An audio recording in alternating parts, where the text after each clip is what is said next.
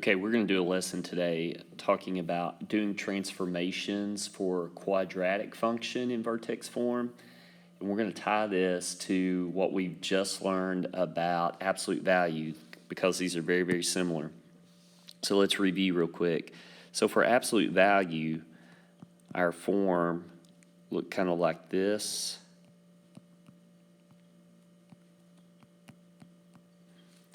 And there was this aspect of where we found the vertex, and the vertex was going to be related to the h and the k here. And remember, we said when it's with the x, it's not what you think, and we turned our head left and right. And when it's not with the x or outside, it is what you think, and you shake your head up and down. So our vertex here would be the point hk. And then we talked about how the A kind of dictated to us our slope because of absolute value is a straight line. It's just, it forms a V. And so whatever that was, it told us if our V was going up or down based on whether it's positive or negative. And we had this idea of a vertical stretch.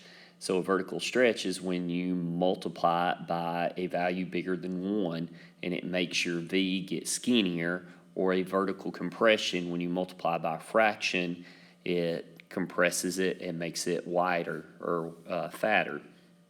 Well, the format for a vertex form for a quadratic is very, very similar. And what we're going to do is we're going to graph a couple and look at their similarities, also talk about our mins and maxes, our domain and range, all those aspects.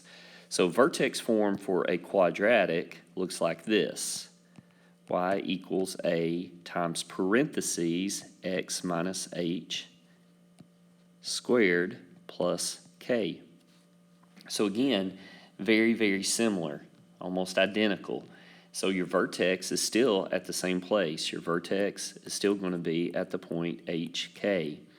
The difference is here now with our A, because this is not really slope now, because with a quadratic, it forms a parabola, which is a curve. So we have this ratio. So let's look first at the parent function.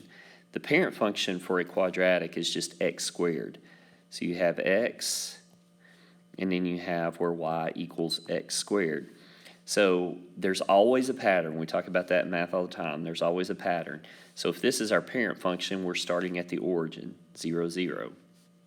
Then if you do negative 1, what's negative 1 squared? 1. And negative 2 is 4. And then negative 3 is, squared is 9. Okay, and then we just repeat that pattern on this side. 2, I messed up there. It should be 1, 1, then 2, 4, and then 3, 9.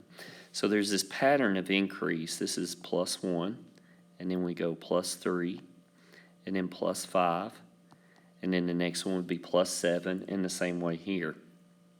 That pattern will always stay the same except for whatever you're multiplying, your slope, if you want to call it that, or your A, your vertical stretch or vertical compression. So, for instance, if I had the function y equals 2x squared, then we do that vertical, we're going to call it vertical. Instead of rise over run, let's refer to it as a vertical over a horizontal change. So typically, we're always going to have this plus 1, plus 3, plus 5, plus 7, so forth, so on, over 1. So as you move over 1, then you go up 1. Then you move over 1, go up 3, so forth, so on. But when you multiply by this 2, then we're going to take all of these values and multiply by 2. So then it's you go over 1 up 2, go over 1 up 6, go over 1 up 10. And I think it'll make more sense here as we look at some examples. So let's pick just a basic function, absolute value, and graph it, and then we'll look at what a quadratic. So let's take, say for instance, we have this particular one. We'll just say 2 times absolute value x minus 3 plus 5. Okay, so let's get in the habit of doing a couple of things. First, let's always write our vertex. Okay, in this case, our vertex is the point 3, 5. Again, when it's with the x, it's not what you think. So it's not -3, it's positive. When it's not with the x, it is what you think. So that is a positive 5. Again, this is horizontal, this is vertical. So we have our vertex. So I'm going to plot the point 3, 5 on my graph. So that's going to be right here. Okay, then we're going to take our change. Now typically for a absolute value, because it's linear, our slope is 1, but in this case, because it's 2, that means we're going to go and we're going to use this vocabulary: vertical over horizontal. So we go vertically up 2, horizontally over 1. So up 2 and over 1, up 2, and then we go left 1 because it does make a V. Remember, absolute value has positive and negative, or it goes both directions. So then we go again up 2 over 1, and then up 2 and over 1. And then here's our V for our absolute value.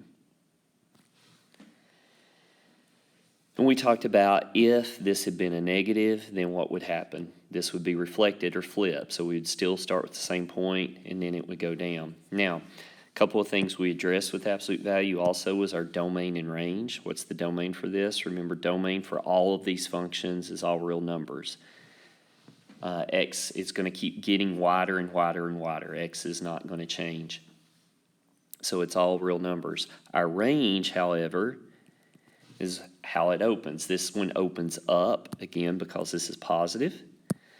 So since it opens up, our vertex now becomes a minimum. This is our minimum value. So our range is going to be y is greater than or equal to 5. Okay, and again, that is referred to as our minimum because it's the smallest value for our function. All right, now, what would it look like for a quadratic? Almost identical. Y equals 2, parentheses, x minus 3, quantity squared, that's what makes it a quadratic, plus 5. So where's our vertex? Our vertex is the same exact place, 3, 5. It's our H and K. So I come over here, and I'm going to plot my vertex on this graph, 3, 5. Now here's the difference. Remember our pattern again. Our pattern is plus 1, plus 3, plus 5, plus 7, so forth, so on, over 1. That's our vertical over our horizontal. But because this is being multiplied by 2, I have to take this top and multiply everything by 2. That changes our pattern because, again, this is not a linear. So I go plus 2, plus 6, plus 10, and then after that, you may not be able to reach. So what we'll do is we'll come over here. So I go up 2 and over 1. Up 2 and over 1. That's my first point. Then the next one I have is this plus 6. So I'm going to go for my vertex. I'm going to go up 1, 2, 3, 4. 1, 2, 3, 4, 5, and 6, and then over 1. So I go up 6 over 1 for my next point. Well, the problem is I'm going to go off the graph here. This one's actually going to fall off, so I'd be like over here, and then I would be over here. But what that creates is that creates my U shape now. Okay, so rather than being a V, it's a U. Now, again, this is still a minimum, and my domain and range have not changed. My domain is still all reals, and my range is y is greater than or equal to 5. So they're very, very similar. The difference is going to be with this pattern. Now, this again would be a vertical stretch. Okay, this is referred to as a vertical stretch by 2. It's whatever that quote-unquote slope is, okay? So let's do one more problem, and let's identify all the portions to it and talk about our transformation. How does it change? Okay, now again, this is all built off the parent function. So our basic parent function for a quadratic is this. Okay, we're going to be given some new ones. So here, let's do one like this. Negative 1/2 parentheses x plus 2 squared, and then plus 6. Okay, so let's start first. Again, what's our vertex? Vertex, when it's with the x, it's not what you think. When it's not with the x, it is what you think. So we have a vertex of negative 2, 6. So I'm going to plot that point, negative 2, 6 on the graph.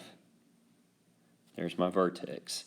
Now, again, because this is a negative, that means this is going to be going down. So what I can do is I can go ahead and label this as a maximum, because if it's going down, that is going to be the highest point that this function has. Now we're going to do our pattern.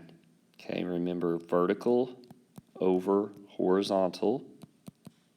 So it's plus 1, plus 3, plus 5 over 1. Now in this case, because I'm multiplying by 1/2, this time I'm going to be multiplying the bottom. So now what's going to happen is we're going to take the top and we are going to multiply that by 1/2. Now remember, you don't really have to remember the negative because we're going to go down, but if that helps you, that's fine. You can multiply by negative and see what our vertical. So now that's going to be a negative 1/2, a negative 3/2, a negative 5/2. Okay, now if you need to, just think of that as 1.5 and 2.5. So what I do with my point, I now go, I go over 1 and down 1/2. And then again, I got to go on both sides. So go over 1 and down 1/2. Go over 1, down 1/2. Okay, then from that point, I go down, or go over 1, and then go down 1.5. So go over 1 and then down 1.5, and that's going to take me here. And do the same thing here, over 1, down 1.5. Then from that point, I go over 1 and down 2.5. So over 1, down 1, 2.5. Okay, over 1, down 1, 2.5. And then you could continue that. You could do your 7 and then do 3.5 and everything. But that creates, our u. And because we multiply by a fraction of negative 1/2, this is called a vertical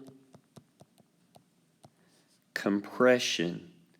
So when you compress something or push it down, it makes it wider, and that's what happened to our u. It got wider. A vertical compression by a factor of 1/2.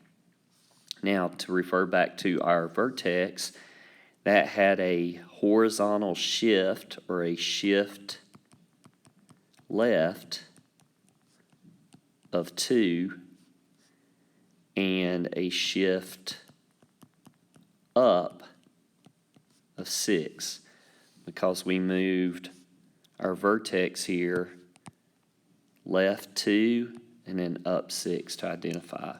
Again, this is a maximum. So hopefully this helps you in understanding transformations with quadratics and vertex form. Again, very, very similar to absolute value.